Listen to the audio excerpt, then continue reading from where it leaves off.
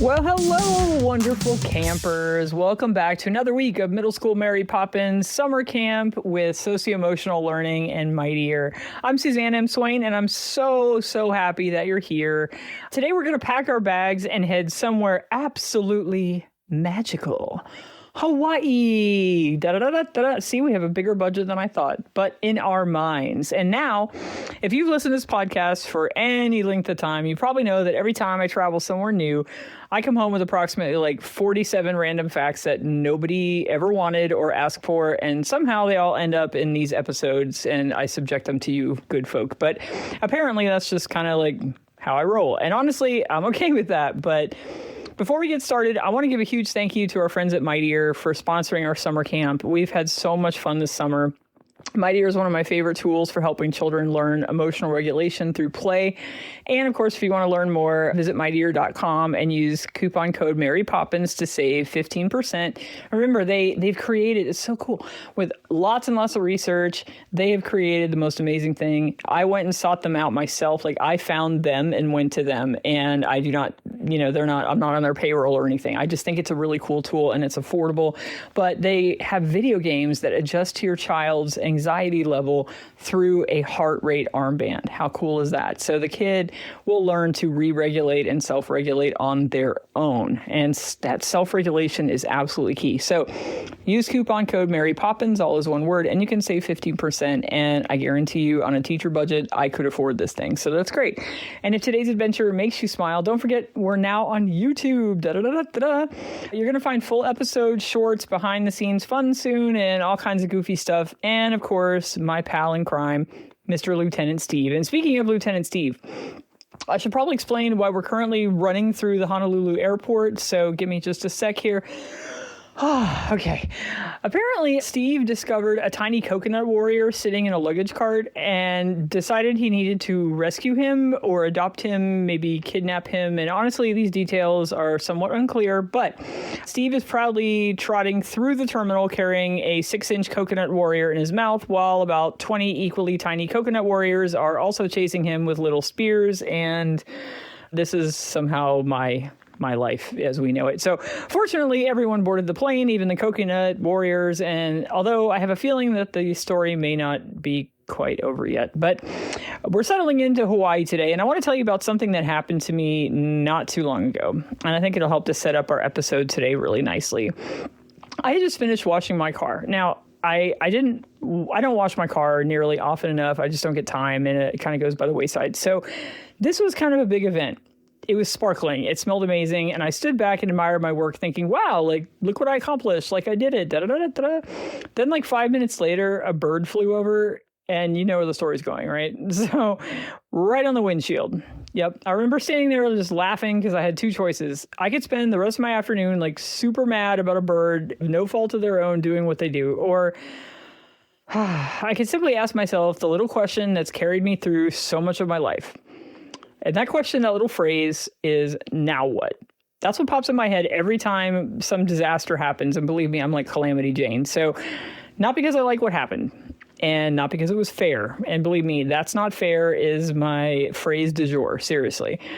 But because that tiny question reminds me that I get to make a choice on what I do next, that I hold the cards. And that same little question showed up again recently, though.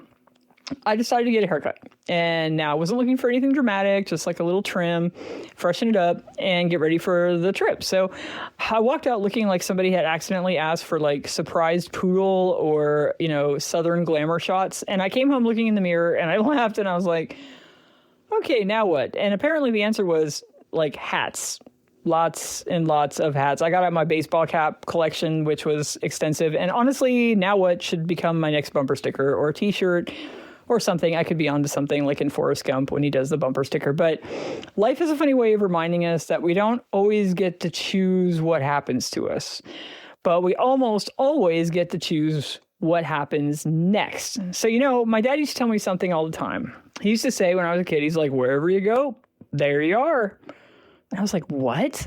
And when I was younger, I honestly thought he was just like teasing me or something. I was like, what is this? Because no matter where I went, I somehow managed to collect stories. very odd stories. Like, how does this happen to one person type stories? Stories about tractors and camp and libraries and dogs and washing my car. And then the machine stops halfway through and just drops soap all over my car and then breaks entirely. And apparently right now, stories about volcanoes today. But the older I get, the more I understand kind of what he meant now. And you can move across the country. You can fly to Hawaii. You can become a parent or start middle school, change careers, get a haircut, even if it's a little wild. And eventually you still meet yourself. And maybe that's where growth happens. And when everything goes according to plan, and, you know, that's great, but most of the time it doesn't go according to plan. And when life surprises you, you discover that you're stronger and kinder and more resilient than you realize. So it's the struggle that teaches us who we are. It's not the win. So that just shows us who we are as people and how gracious we are. But my dad spent his entire career in education, and he was a special educator, a school principal. He actually even helped to create a school for students who otherwise might have ended up in the juvenile justice system. And around our dinner table, education wasn't just something we did. It was something we actively talked about a lot because my whole family was in the education system. And one idea he kept coming back to over and over and over again was helping kids to become the triad of the letter C: competent, capable, and connected. This was his thing. In fact, it was in his dissertation and all kinds of stuff. But competent, capable, and connected, and easy to remember. And I've carried these three words with me my entire career, and I always taught it to my kiddos all the time. And the older I get, the more I think about these three words are connected in ways I hadn't noticed. It's like the pattern is emerging, because children become competent when someone believes they can learn, when they have faith in them. They become capable when someone lets them try again and gives them an opportunity to succeed. And they become connected when someone reminds them that they belong. And I don't think that's just good teaching. I think that's good parenting and good counseling and all of it. I think it's just about being a good human. Which brings me to Guitar Hero. I know, just go with it. It's my neurodivergent brain. Just go with it. This all connects. I promise. It's great. Years ago, I became absolutely obsessed with this song on Guitar Hero. I rabbit holed so bad on this. There's that song at the end, Through the Fire and the Flames by Dragon Force, and it's super fast. Whoever did this is a boss. Now, if you ever play Guitar Hero, you already know where the story is headed. I was terrible. Really bad. I do not have that kind of hand-eye coordination for instruments at all. I failed epically over and over and over again. Excuse me, but my fingers hurt. And everybody in the house probably wanted to unplug the game. They were just oh, please, Suzanne, stop. But something kind of funny happened. Every single time I played, I just got a little bit better, and I could do one or two more notes before I epically failed yet again. Not perfect, just better in an easy mode. But still, looking back, I didn't know it then, but I was living exactly what psychologist Carol Dweck would call the power of yet. Very big deal in teaching and counseling and stuff. She's a big deal. But the power of the word yet. I can't do it yet. I absolutely love that word, yet. It's a really hopeful word in the English language. We don't have a lot of those, but it's tiny, it's hopeful, it rocks, because it leaves room for tomorrow. And I think that's really cool, right? It leaves room for growth. It leaves room for becoming. And somewhere along the way, my brain started asking me one more question, because it never shuts up. After yet, then comes crickets, right? So in my mind, as soon as I learned about Carol Dweck and the power of yet, I immediately said, now what? And I was it's like an addendum on the power of yet. I made a mistake. Now what? Today didn't go as planned. Now what? The volcano erupted and there's lava everywhere. Now what? Middle school is hard. Now what? Life surprises me today. Now what? That little question has carried me through crazy my entire life. And I'm telling you, it is ridiculous, the fireballs that have been thrown at me in life, insane. But I'm now what? Because it's about being a problem solver, and it's about me taking responsibility for what's going to happen. It may not have been my fault what occurred, usually isn't, but it is up to me to decide what to do about it. And that choice gives me power. And it's not because I'm pretending everything's okay, because it is usually a absolute dumpster fire and in colossal ways. And not because it magically like fixes hard things. Now what doesn't fix anything. It just gives you an opportunity. And it reminds me that like every ending is also kind of the beginning of the next decision, which could change the trajectory or the path that your life goes on. So maybe a good choice can get you out of this. That's the first thing to try. And it also makes you take a second and pause, stop, regulate, listen. It takes, a second to think about what's the plan, to critically think and to bring you back from your amygdala, who's freaking out, Amy, and then go back to your frontal lobe where you can critically think your way through this and make a much better decision. Because anger, makes some good decisions sometimes. But every day we get a whole other chance. So speaking of volcanoes, which is what we're talking about today ultimately, is that I fell down this rabbit hole while I was getting ready for the episode today. I admit this. I started reading about Hawaiian volcanoes, and honestly, I couldn't stop. I took an environmental studies course back in college, and I loved it then, and I still love it now. But I realized something. Volcanoes have gotten a really bad rep, and I think they need rebranded. Because most people hear the word volcano, and they immediately think like total destruction, danger, disaster. In fact, I've had kids in therapy draw volcanoes of anger, and they're always like, ah, or just I'd say the word volcano, and they were always angry. Look at Moana, for example. No spoiler alert, though. But Hawaiians have lived actually alongside volcanoes for, generations. That's how their islands were built. So they understand something many of us actually forget, that volcanoes don't just destroy, they create. That's what they're there for. They're not there for destruction. They're there for the creation. Like burning, sometimes forests have to burn down to grow back better. So entire islands exist because lava kept flowing and cooling, and every beach and waterfall and rainforest and cute little sea turtle and every rainbow stretching across that beautiful Hawaiian sky, I would guess, because I've never been there. Oh, until now, exists because a volcano kept showing up. It kept creating and becoming, and suddenly, what if we've been looking at anger the same way? I think it's a very underestimated emotion, and honestly, truly my absolute favorite emotion, because it's about passion and being a warrior and caring about people. Anger is just all kinds of love in my heart. And so let's take the angry kid thing and let's rethink this, that cognitive distortion. So what if we've spent so much time like fearing anger that, I don't know, maybe we forgot to ask, what are you trying to build with this anger? Dr. King certainly built something with his frustration and didn't show his anger publicly. So Dr. Martin Luther King Jr. was able to use his upset and be strategic and say, now what am I going to do about it so people will accept us? And the civil rights movement happened. So sometimes the most important thing that changes isn't the volcano, it's just the way that we look at it. It's that our perspective could be off, a cognitive distortion, which we talked about. And that's exactly what I'd love for us to explore today. So, hi, Jessica, there you are. I think it's when most parents hear the word anger that they immediately think it's the problem, right? Mm-hmm. Hey, Suzanne. Yeah. I'm glad you're still there because that was my long soliloquy in the beginning. But yes, folks, Jessica Ragnio is back with us today from Mightier, and we are definitely talking anger today. So you and I kind of both know that anger isn't really the first feeling that arrives. It's often protecting something that's much more vulnerable underneath. Can you help us understand why anger is so often called kind of a secondary emotion? Yeah. So, and I think your setup, I was following you, Suzanne. Oh, good.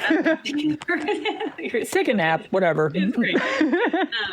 Because, even at My Dear, we use the metaphor of volcanoes to talk about anger because there's so many layers, right? So anger, and the core message here that we're gonna come back to over and over again is that anger is not the villain, but oftentimes anger gets portrayed as the villain, right? But anger is a normal emotion. We all feel it. Everyone feels it. Our kids feel it. As adults, we feel it. Parents have probably felt it today, right? You feel anger all the time. It's a very normal emotion, and it is communicating something very important to us. right? It might be communicating that something's unfair, something feels unsafe. I feel disrespected, something feels really important, right? Like anger is a very protective emotion, and it's telling us that something matters. Yeah, I think it's kind of beautiful, actually. It's passion and drive and injustice and standing up for what's right. And it just has to be sort of, corralled into a helpful sort of emotion. So, but yeah, I mean, it's actually quite fascinating. So, what feelings are commonly also hiding beneath that? Because you were saying like a sense of injustice and things. So in a middle schooler, what feelings are likely to be hiding behind that you see? Yeah. So oftentimes we see disappointment, we see embarrassment, we see feeling guilty about something, we see like loneliness, nervousness, anxiety, and so it could be any emotion, right? I mean, and I think like the anger iceberg, I think a lot of people are familiar with that, right? How you see like all of these more nuanced, vulnerable, complicated emotions, and like anger is what shows up. Anger is like the most obvious one. It gets big, and anger can look like something, right? So like anger is the emotion, but oftentimes when you feel all of these emotions and like it comes out as anger, which also looks like a behavior, right? It can look like yelling, slamming a door, arguing, shutting down, reacting intensely. Like the anger is big and obvious and looks like something, but oftentimes it's also very protective. It is protecting the more vulnerable emotions, and it's protecting you in some sense. Absolutely. Well, and anger is driven with adrenaline. So you want to get up and move. You want to do something about it right away. And it's so unlike any other emotion where it's just so action oriented because of that adrenaline spike. But it's like it just, the problem is sometimes when we're that angry to stop and wait a second is I mean, that's tough. That's tough for anybody, let alone, a kiddo and things like that. So, but how can parents begin responding with curiosity instead of fear when those big emotions, kind of show up? Meltdown, that type of thing.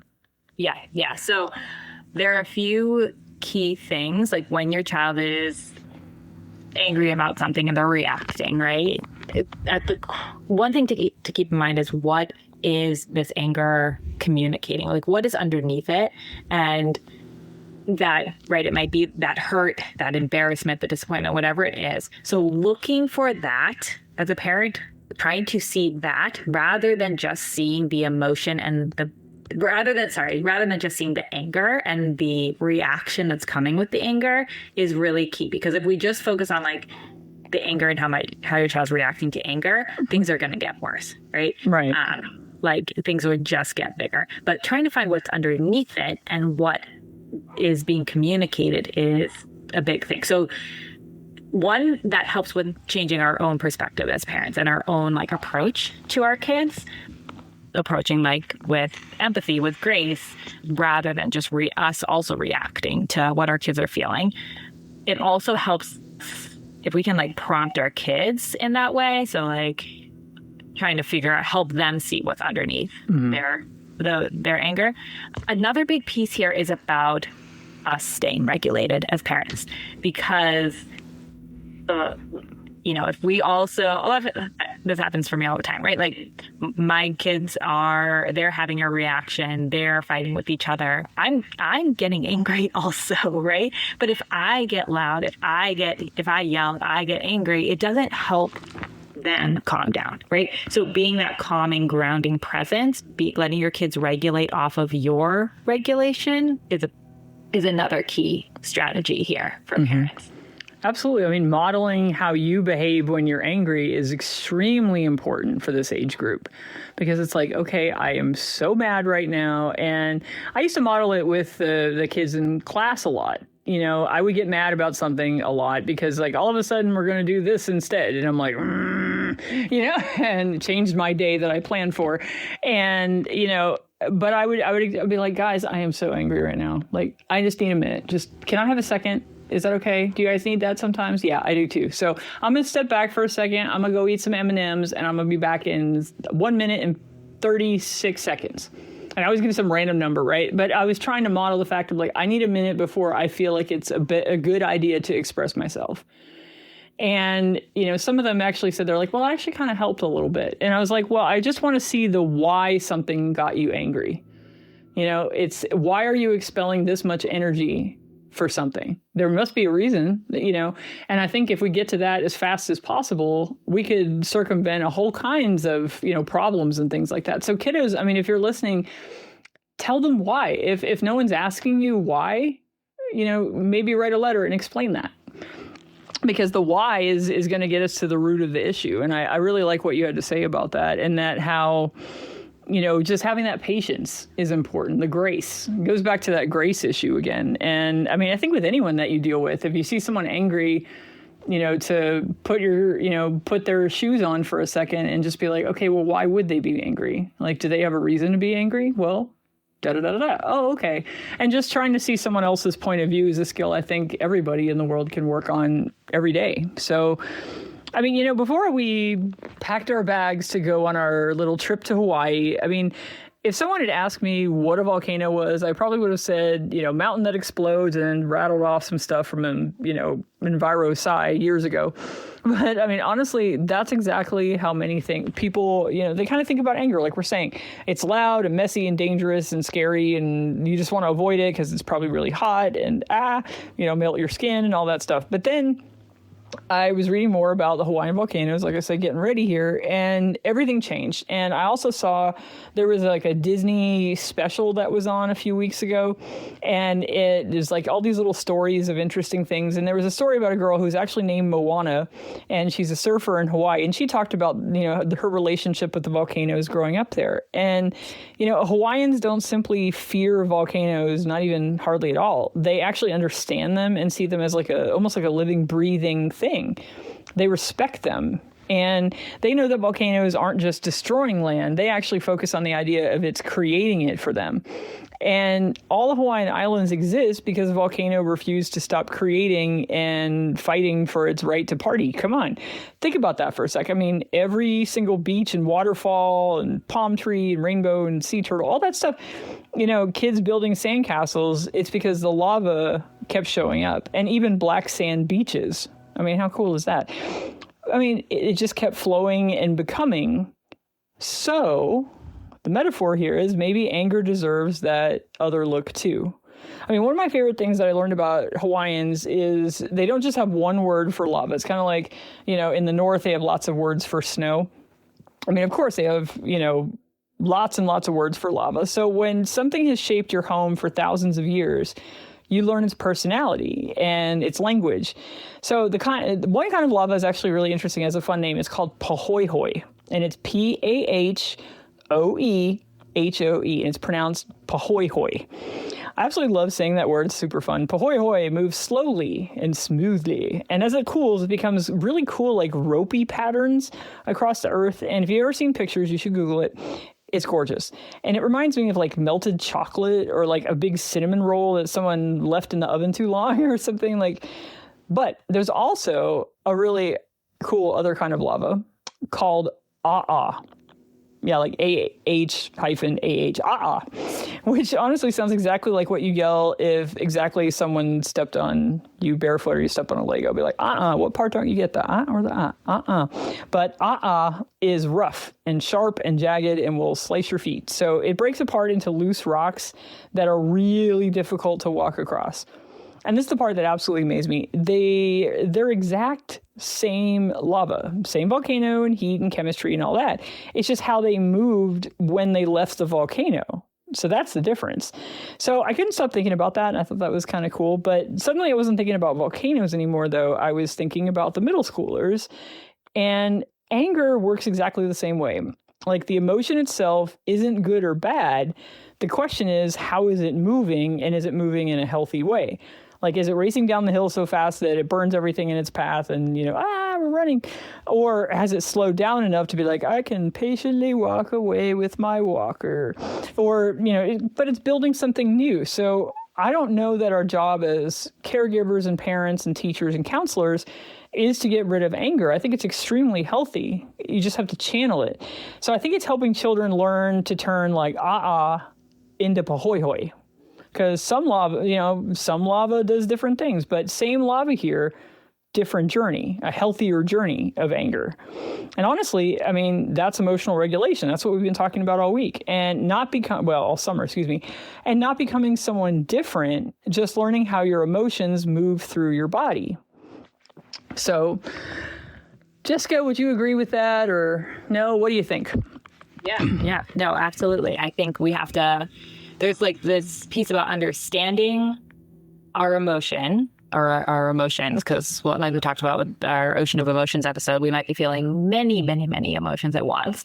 Mm-hmm. And then also there's the how we react to them. How do our emotions come out? What do we do? And are they do they feel like they are just happening and we're sort of like at their will, right? Like that's dysregulation oftentimes, right? Mm-hmm. Or do we have control over how we are reacting? And are we making the choices we want? Are we, right? Because we can feel angry and use that anger, like understand that anger and use it in a productive way. Or sometimes like the anger comes out and like we're just flailing, right? And we don't necessarily have control. And like, so it is helping kids build this skill of understanding their emotions and their reactions, and also building a greater sense of regulation and having control over how they respond to their emotions. Mm-hmm. I had a kiddo that he had a serious anger problem, and he had absolutely every right to be angry because his life wasn't great and he knew it, and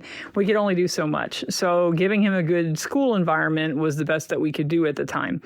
And so I ended up buying one of those, like on, the little app somewhere. I bought this thing that you stick on the wall, and it's a Bluetooth speaker, and it lights up, and it's like a boxing kind of circle. And so it comes with little boxing gloves and stuff. And so I'd hook it up to, he liked Sweet Home Alabama so many times. But anyway, I turned that on, and he would just get mad and just start punching this thing and earning points and things like that. And he felt like it was self-defense for himself, but he had to get out all that physical anger because he started learning what it felt like to be angry in the first place. And I was super proud of him because I was like, way to go, buddy. Like, in 6 months, you went from like, I'm so upset, meltdown, to just coming in, grabbing his little boxing gloves, playing for a few minutes, and then sitting down and be like, okay, I can talk now. Wow, way to go. So, it can be done. And this is like an 11-year-old who could do it. So that's pretty cool. So, but Jessica, what are some of the earliest physical signs parents can help children notice before they even realize that they're angry? Like, what are some of those body signs and stuff that they might be able to pinpoint? Yeah. So some of it is internal, right? So you might be able to see some of this as well as a parent, but it'd be helping your child pay attention to those like physiological sensations, right? So it's like heart racing. What's happening with your heart rate? What's happening with like, how does your stomach feel? How does your skin feel? Like heat, things like that tingly sensation you sometimes get in your skin. How does your head feel? So like helping kids tune into those internal sensations that are happening that signal. We have them all the time for every emotion, right? But if we're specifically talking about anger, it might be that your heart is racing and like pounding, your muscles are really tight and clenched. Your face might feel hot. So you might actually see that, like you might look flushed, but also maybe you feel the heat as well. Some people feel really like sick to their stomach when they're angry, and maybe like it's hard to think clearly. You get that tunnel vision. So some of this is purely internal. Some of that you can also see from the outside. And some of it are like these little small behaviors that start popping up when you feel angry. So it might be you're getting snippy. It might be that you get totally quiet. You don't respond at all.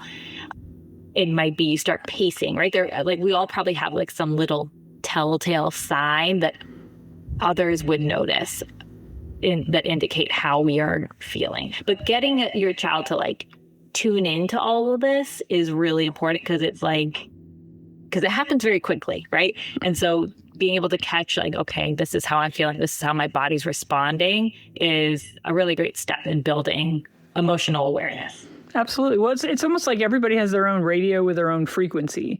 And, music's kind of what emotions sound like. So if you kind of think of it like that, like your emotions can play music if you tune in correctly. But otherwise, it's just a bunch of static and noise and chaos and mayhem and stuff.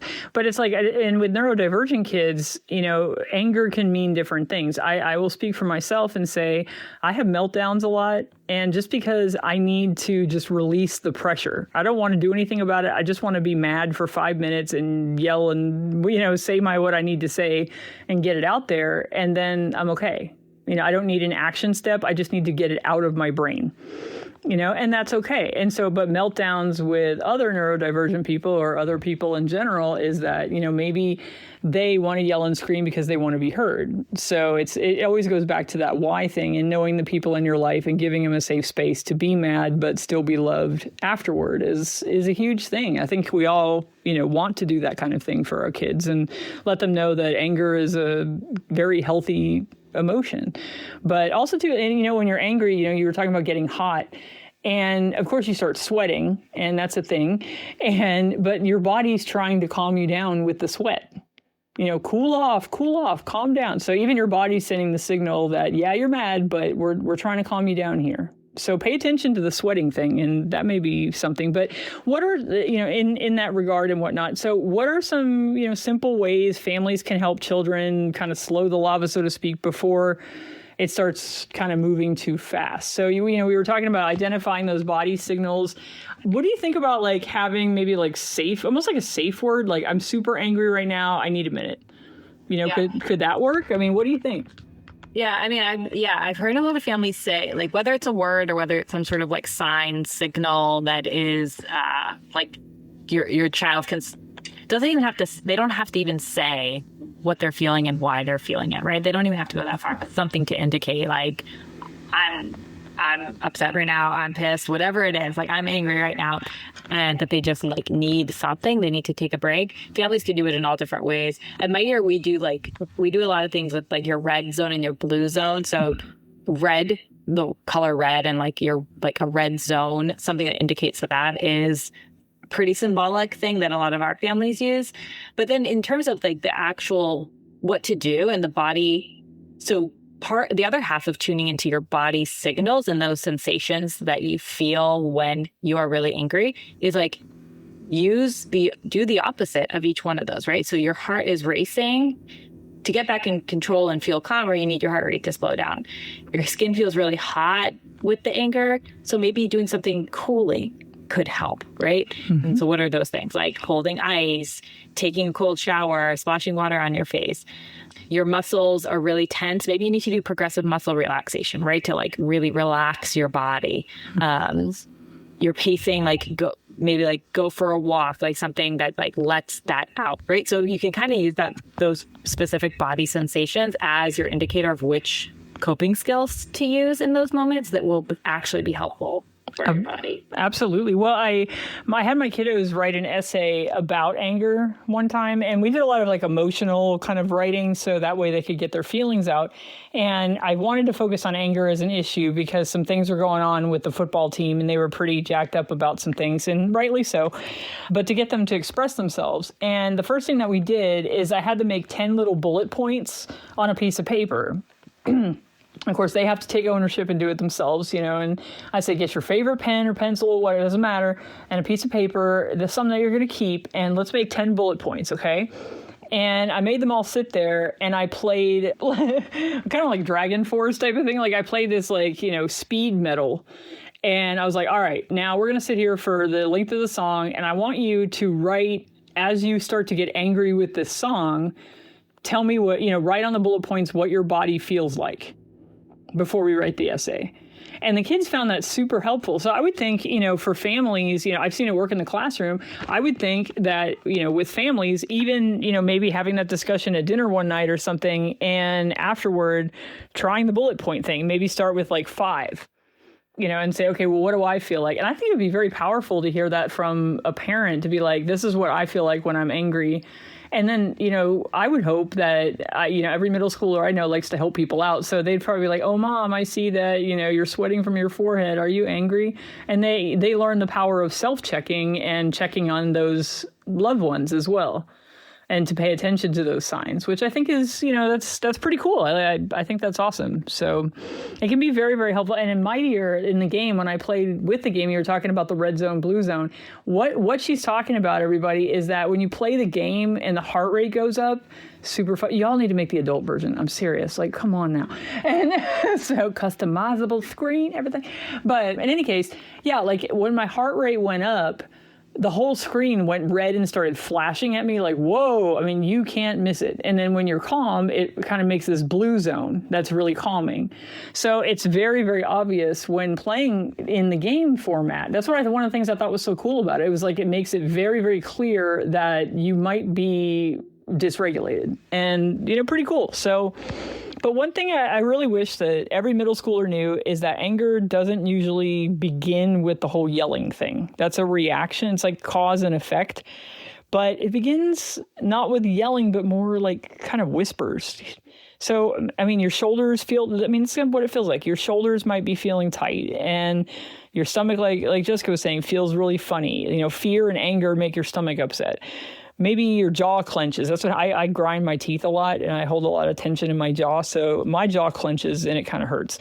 And maybe your heart beats just, a bit faster, and your face is hot. Like she was saying, your body is really smart. And long before the volcano erupts, your body has already noticed that the smoke has come first and then the lava. And the problem is that most of us, we were never really taught how to recognize the smoke signal. So who actually notices the smoke? That would be Lieutenant Steve. Well, I mean, sort of. Apparently Steve has finally realized that stealing tiny coconut warriors has consequences, y'all, because he's sprinting down the beach, and what happens to be the entire coconut kingdom is now chasing him with tiny arrows and all kinds of stuff. And one is currently stuck in his fluffy little backside, and Steve has become completely convinced that he's about to become the main course at tonight's luau, unfortunately. So I tried to explain to him, and he's a stubborn little fellow, like, Steve, I don't think they want to eat you. I think they just want their coconut back, just give it back. And honestly, our brains do this all the time. Sometimes we're reacting to a story we're telling ourselves, and instead of the situation that's actually happening, it's kind of true with anxiety and embarrassment and anger that we're telling ourselves a different story. It's kind of like, I saw a picture the other day it was like a tarot card, and it was of a girl who was kind of sitting on the ground, and she had her hands in her face, and there's a locked door, but right behind her is a key. But she's so caught up in her emotions that her amygdala is going out of whack, and her frontal lobe, where she thinks, critically, is shut off, but she can't snap out of it to see that the key is right there. So, see the forest for the trees. So I think one of the biggest things we can do as people, of all ages, is to pause and give our minds a minute to come back to critical thinking and say, now what? And what are we going to do about it? And how can we fix this instead of just sitting here, like ruminating on something and spinning our wheels like a hamster? So, I mean, Jessica, that kind of reminds me of so much of what happens in the brain. And can you help us, fully understand what's happening in the amygdala when children become angry? Can you give us some more insight on that? You're the genius. Yeah. So we've all you can hear about the fight or flight response, right? And so a lot of times anger is a reaction that it's an emotion that is protecting you, we've talked about, right? So maybe you are actually in danger of something, and anger is this big, strong, protective emotion that's going to come out and help you in that moment. Maybe your perception is that something that you're in danger, or it has more to do with your reputation, right? A lot of things have changed since this innate reaction was embedded within us. But when our body moves into this mode, we are prioritizing survival and safety. So that is why your heart rate increases and your muscles get tense. And your amygdala is sending these signals like, we need to protect ourselves. And it sends these signals to your body, and it's about reacting and reacting quickly, right? So that you can run away, so that you can fight back, right? That is sort of the state you're primed to be in when you're feeling angry, which means it is really hard to prioritize things like clear thinking or decision making or logical, rational problem solving, right? This is why when your child or if you think about a time for yourself when you felt really, really angry and it's hard to think clearly, or like even to say like, this isn't that big of a deal. I should just take some deep breaths. I should just calm down. Like your brain's not in a state where it can even access any of that information, right? It is in reaction survival mode. Get us away from whatever is threatening us. Fight back to, against whatever feels like unjust or is, or is threatening us. So you're in this state where it's all about reactivity and not so much about rationality. Yep. And boy, can you burn down some bridges that way. So, one of the very big skills that we practiced a lot in the 8th grade, because, hormones, you throw in hormones on top of all this, like testosterone can make you very, very angry, things like that, where you have these little Coke bottles of anger and you're just raging. And it can be really hard to reason with someone whose volcanoes kind of erupted, and it's almost like they kind of get into a spiral. I mean, what do you think? So, but can you tell them a little bit how mightier in the game, like when they're spun up like that, I don't want to give it away, but like, can you tell them what happens to help people re-regulate in the game itself? Yeah. So in mightier, and this is why we have this as our focus, because everything we're talking about here with managing intense emotions and being able to handle them, like we were talking about a skill, and part of why it is a skill is because in real life, when you're feeling really intensely angry or anxious or whatever it is, you're in that reactive state and your brain is working differently, right? And so you can't access the information about like, oh, this is what I'm feeling and this is what I should do to help myself calm down and handle this situation appropriately, right? You're not in that state. You can't access any of that. So we have to build the skill of emotional regulation so that we can better handle our emotions and our reactions. So in Mightier, we do this with biofeedback. So we're keying into a player's heart rate. And when your heart rate goes up, it means you're getting into a more intense, heightened emotional state, and the game is responding to that. And so we use a lot of cues, like I talked about, like the red zone or blue zone, which shows you, is your heart rate up or down, essentially. And then the game that you're playing, just like in real life, things get harder when you are really angry. So your goal is to bring your heart rate back down, regulate, get back to that state of calm, get back to that blue zone. And there are different ways that you can do this. Progressive muscle relaxation might be a way. Deep breathing might be a way. Maybe it's something you have your own strategy, but whatever it is, getting your heart rate down and calming your body down is what is going to help you move forward, play your game in Mightier successfully in real life, handle whatever the situation is successfully, right? So it is, but it's all about practice, and it's a lot about repetition, because like any skill, you don't just like think about it and talk about it and build the skill. You have to practice the skill. So that's how we handle that in Mightier, and that's how we get kids to build that skill of emotional regulation. It's just through practice and bringing your heart rate down over and over and over again as you play. Absolutely. Yeah. And that was one of the things, that's why I, sent an email over. I was like, this is so cool. How neat that we can do this kind of thing now, which is why there needs to be an adult one. But anyway, excuse me. But can you explain to folks, in case they're not aware of, progressive muscle relaxation, do you mind to explain what that is? And also, one of the things that I think is notable is that I liked, as a practitioner at the time, CBT skills are very important, cognitive behavioral therapy, which you talk a lot about on here and what you have during summer camp.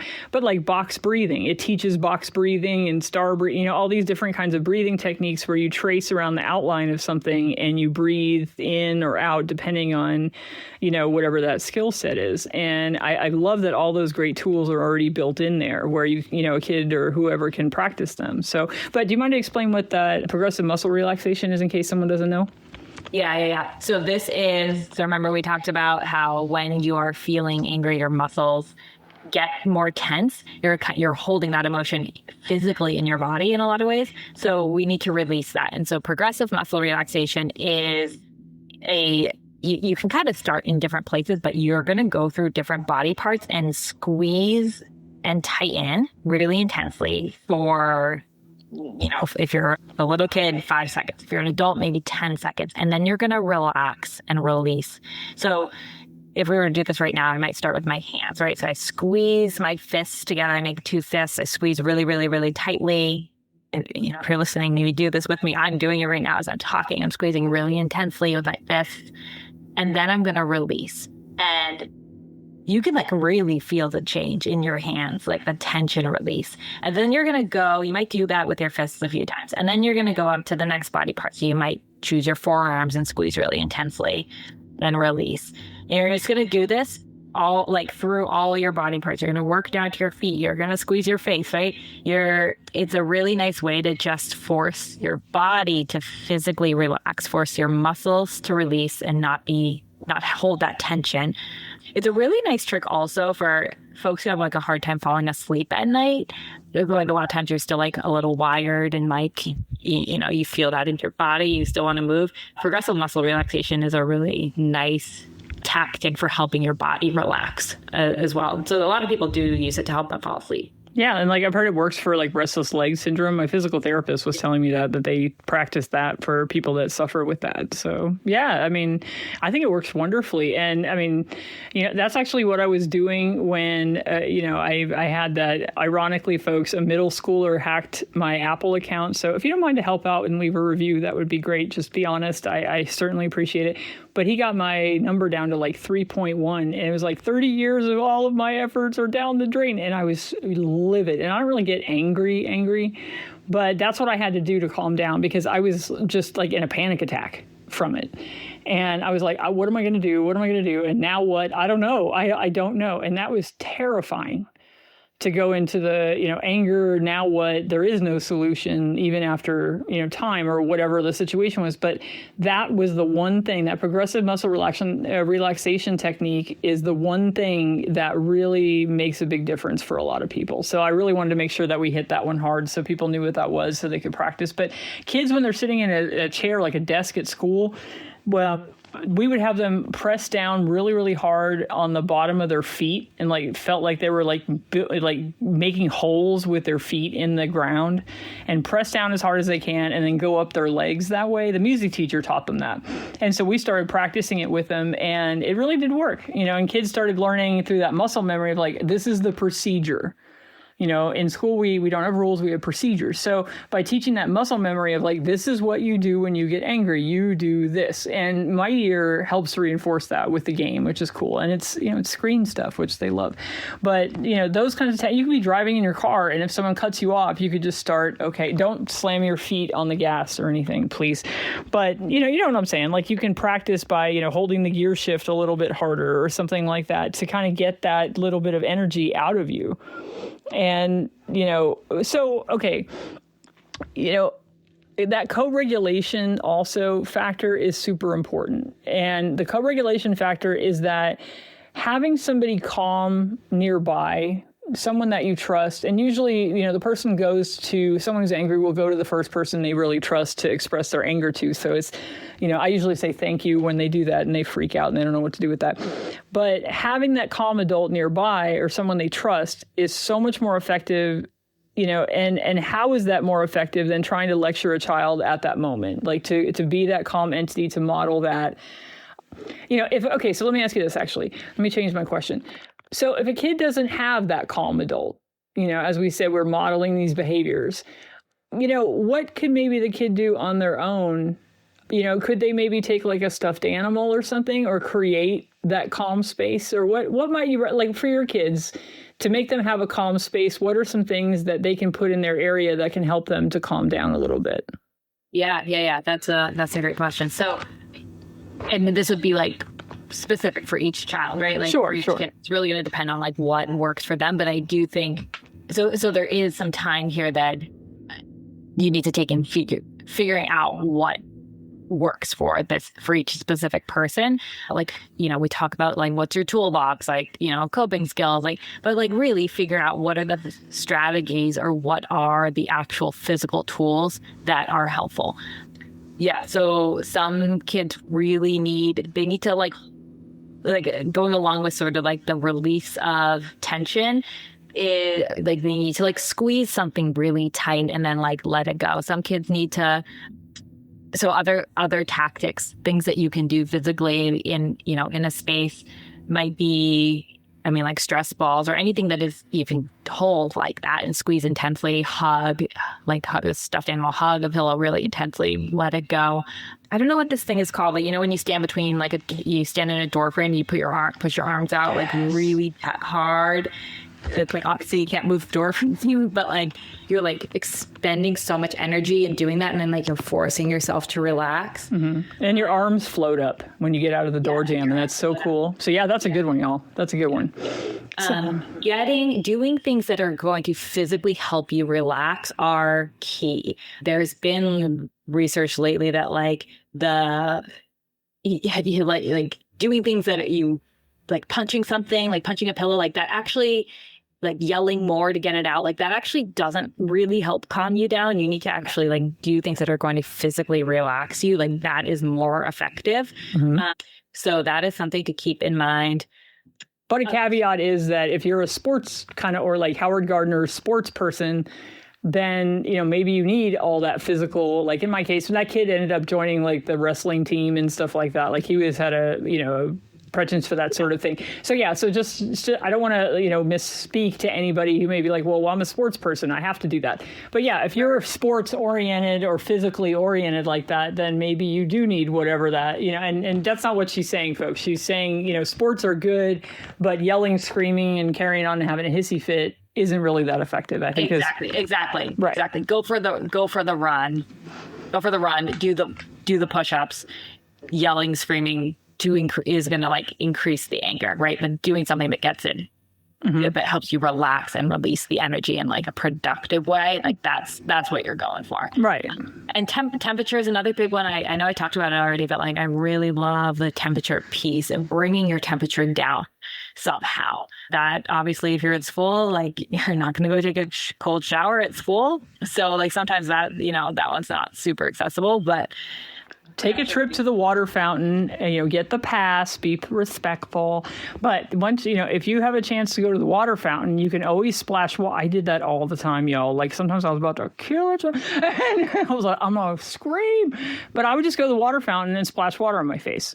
And then it helps. It's something physical. Like also, guys, lemon heads are aces. Like a little box of, you're not going to eat them all because you get so sick.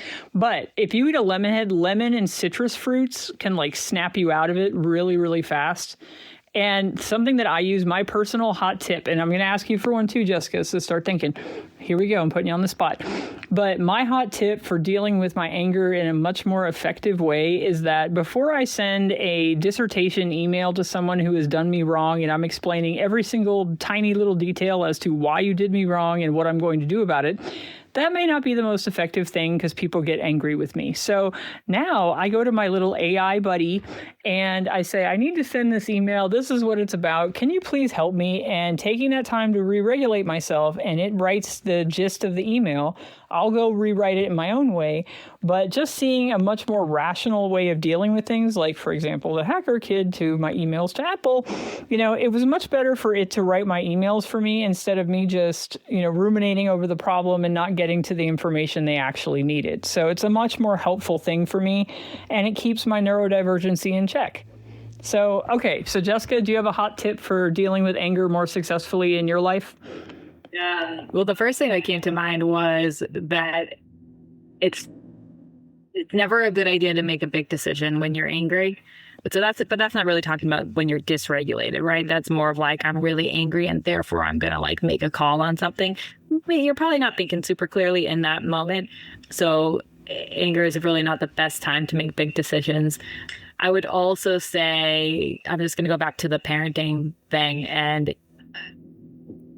the finding our own moment of regulation as parents, like taking that pause, taking that moment where you're like, and for me, like really it's deep breathing. That is the main thing. Taking those deep breaths, like stepping outside of my own emotions for a second, calming myself down, and then so that I can better show up for my kids is I think a big thing.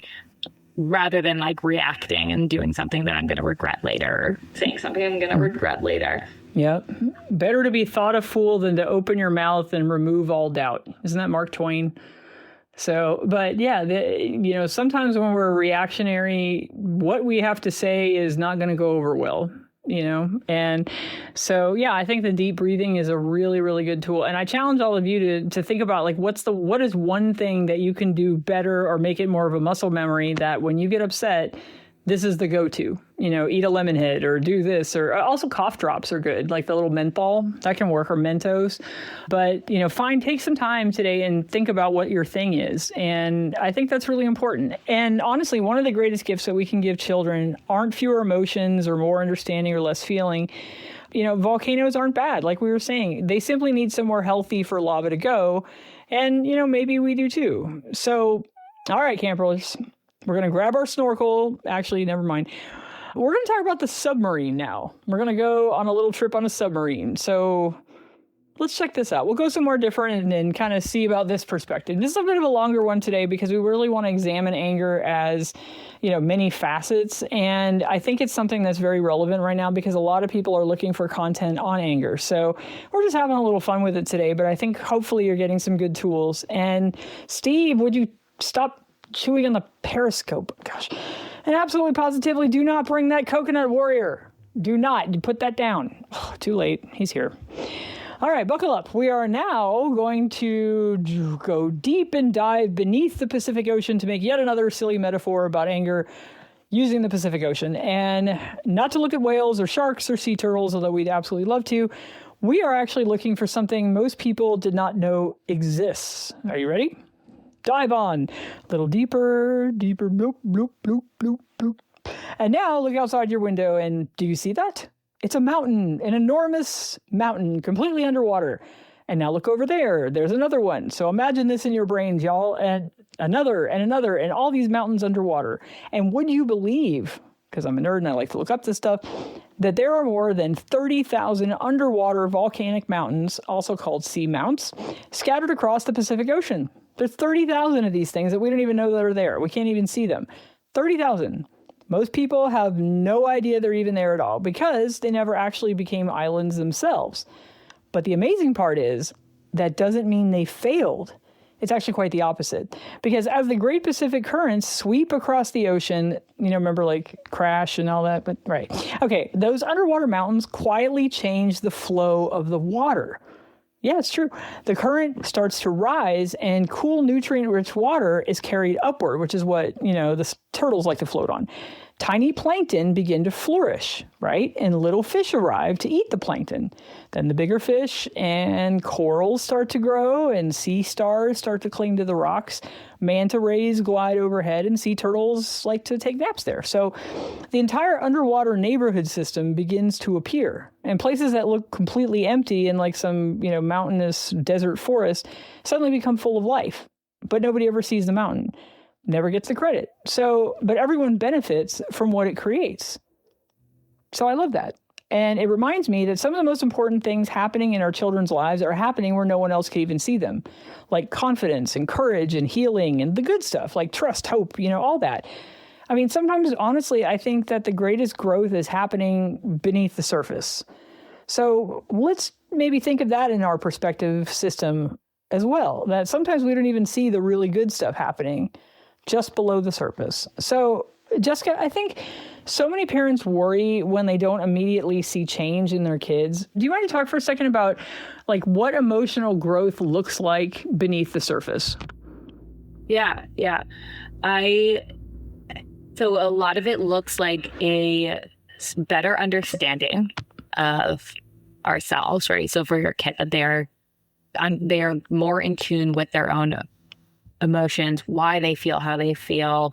And again, we've talked about this more in other episodes, but like middle school is that time when kids are developing, like this is new, that self-awareness, like they're developing that awareness of other people, like they're navigating a lot of new stuff.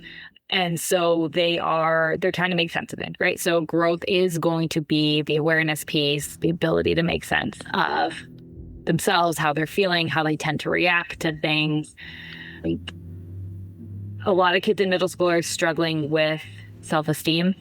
So seeing these moments of confidence, your child feeling very confident in themselves, proud of themselves, those are signs of growth. Those are things you're also like looking to help them build. And then like your child's ability to like understand what works for them, like how, in terms of today's episode, like what helps them feel better, what they need, what helps them calm down or manage a certain situation. And all of those things are signs of growth, and it's a process. So it's not like they learn it and then they're great at it, right? It's middle school is the time, the years where that's going to be building and growing. I mean, honestly, like that's growing our whole lives, right? Like we're all learning and growing in this way all the time. But it's, these are some of the little things that you can look for. Yeah. Well, and celebrate the little victories in yourself and your kids, little thing like point it out, like make it, when you see this stuff, be like, hey, I really noticed that you took some initiative the other day when you did that. I really love that. Find something that they've done that, if just so you kind of teach that skill also of noticing things and saying, hey, I noticed that you did this, which people feel unseen most of the time. So, you can help them to start thinking that way about themselves and like, wow, I took the initiative to go to that club meeting today after school, and I wouldn't normally do that. Instead of being mad that I'm jealous of not going because I was too scared to go, that type of thing. So, those little victories I think are super, super important to help get over anger and bring back that, little bit of joy that we need to counteract some of the angry feelings that we go through. So, but it's like, every once in a while, something extraordinary kind of happens. And, one volcano keeps growing, and then one day it reaches the surface and it becomes an island. Did you guys know, I used to be a science teacher, forgive me, but did you know that Hawaii is actually still growing? I learned this in that environmental science class and loved it, got so excited. Deep beneath the Pacific Ocean is actually a young volcano now called something I'm about to butcher. Here we go. Kamaehuakanaloa. Jessica, you want to try that one or no? No? You good? Yeah, she's good. All right. But for many years, what I knew it as, scientists called it Loihi, which simply means long. But in 2021, its traditional Hawaiian name was officially restored. Oh, gosh. I'm going to try it again. Sorry, Hawaii. You guys listen. I love you so much. Kamaehuakanaloa. Sure, why not? But formerly known as Loihi, kind of like Prince. I love that story because, the volcano didn't change, just the understanding of the volcano did, hence the new name. So we finally stopped calling it by a simple description that really didn't define it in its originality. So they started calling it by its story.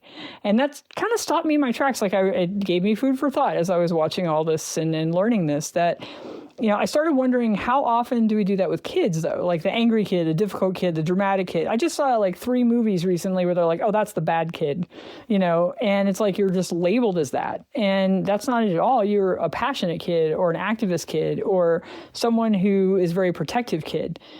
So maybe like the volcano, we all had a deeper story the whole time. In fact, I can almost promise you we do. We just hadn't learned their name yet. And sometimes the most important thing that changes is in the child. It's just the way that we see them and how labels can be so powerful. And how do labels shape the way kids see themselves? It's pretty devastating sometimes in a negative way. Yeah, absolutely. And that is, it happens all the time, right? Where a child who really struggles with, maybe they struggle with keeping track of things, or maybe they struggle with they're not the kid that shows up on time, or they're a little impulsive, and so they jump. They they say something in class without waiting their turn, or they cut ahead in line, right? They're not trying to do anything wrong, but that they get labeled as the kid who's not paying attention, the kid who doesn't follow directions, or the kid who's whatever, they get a label, and that starts to impact how they see themselves. And then now we're on this negative spiral of how because their identity is forming so much all the time, right? And no one wants to see themselves in a negative light. No one wants other people to see them in a negative light. And especially if you're well, I didn't I wasn't trying to do something wrong. Like, I didn't mean to do that. And now other people are like assigning a label to you, or you feel like other people are assigning a label to you based on how they're reacting. That can be really detrimental for kids' self-image, their self-esteem. Yeah, it's not a good. It's something that happens all the time, and it's something that we really want to be aware of and careful about when we are working with kids and talking with kids and responding to their actions and their emotions. Yeah. Well, I was uploading some videos to YouTube the other day, and you have to put in little tags so people can find your work and whatnot. And, I was working on this list of therapy, teaching, all these different labels for this video. And it totally had me thinking about kids. And it's like, what if it sort of looks like that in their brain? It's almost like little Post-it notes with like this label, that label, this label, that label. And they're trying to work through them and be like, now what do I do? How do I, are some of the, what do I have more good ones or bad ones? And it's like, it seems like, their world is a giant kind of little tag board of all these different things they've assigned to themselves. And I think just asking them, why, like in one case, like, why might someone have given you this label? What would make them think that? Not that it was your fault, but why did they misconstrue something? Is it a cognitive distortion? What's going on? But also on the flip side, like when they analyze themselves, do I deserve this label? Is this something that I want to be an identifying label for me? Is it that important or what? And so it's just a power of a word, and words are, just the way that we label something. So giving them less power to their words, I think, can sometimes also help. And, I think middle schoolers need good conversations about the labels they put on themselves so they can understand that it's not so definitive. I think that's important. But I don't know. There was actually something else that did amaze me. Remember those two kinds of lava, the pahoihoi and the smooth, slow and all that, and the aha, which was that sharp, jagged one? Same lava, different journey, all that. Well, people are kind of like that too. I mean, some children show us their anger immediately, and some are kind of quiet, beneath the surface. So some become islands that everybody can't help but notice, and others stay underwater mountains and quietly supporting life around them. And nobody's wrong, and no one has failed, and they're just growing in all different ways. And like that girl Moana, that was a professional surfer, she said something really beautiful, and I wrote it down. I thought, let me get it. Okay, it says, she was just talking about how surfing isn't just a sport, that it's part of Hawaiian culture. And then she said, it was just so awesome. Okay, here it says, the ocean connects the islands. I was like, oh, because most people see like oceans as a barrier between things. She sees it as a bridge, and that's how she was taught. So I couldn't help thinking about that sentence, because volcanoes build islands, relationships connect the islands. So that's kind of exactly what families do. I mean, each of us is our own little island with different personalities and strengths and critters, hopefully, and different worries and all that kind of stuff. But relationships and connection and belonging are those currents that keep us together. Without the ocean, these islands become really isolated and hard to get to. I mean, think about the trench that is under the ocean. But without connection, our strength can become loneliness. And without belonging, our courage has nowhere to grow and develop, and someone to tend that garden of weedy thoughts. So I've spent more than 20 years trying to understand middle schoolers in every way, shape, and form, and mostly sociologically, because as a group, they do interesting things. And I had so much individual care that, I try to look at it from every angle possible, because that's the way I can understand. And if I had to summarize everything I've learned, I think it would simply be this. People grow best when they know they belong. And I think that's something that I'd like to have you take with you today. Jessica, I want to thank you so very much for joining us today to get into this deep dive on anger and to have our little fun trip to Hawaii. And next week, folks, it's the end of summer camp, and we are going to be having our campfire. So, Jessica, are you going to join us for the campfire? Yeah, let's do it. Let's do it. Oh, awesome, awesome, awesome. Well, we sadly have to put down our mocktails now and go back to reality as we know it. But tell y'all folks, stop, regulate, listen. That's Vanilla Ice had it spot on right then and there. Best advice ever. So give it a shot. Stay clever little foxes. Keep asking now what, and help those kids to understand their anger and to harness it in the most productive way possible, because that can also be destiny. Just a thought. Once again, thank you, Jessica Ragnio. We appreciate you from Mightier, and we will see you on our very last socio-emotional learning summer camp. Don't forget, you can go over to mightier.com if you want to check out what they have over there. It's super cool. Mary Poppins is one word as a coupon code. You can get 15% off. Also, folks, if you can help me out and try to rebuild that Apple Podcast area, if you don't mind to give me a review until Apple can hopefully straighten out my score, I sure would appreciate it. Join up the YouTube page, subscribe, like, come find me on Facebook. Just look up Suzanne M. Swain. Join the party. Folks, I appreciate you. Once again, stay clever little foxes. And Steve, put down the stinking coconut, would you? Ay, son. Take care, all. We'll see you soon.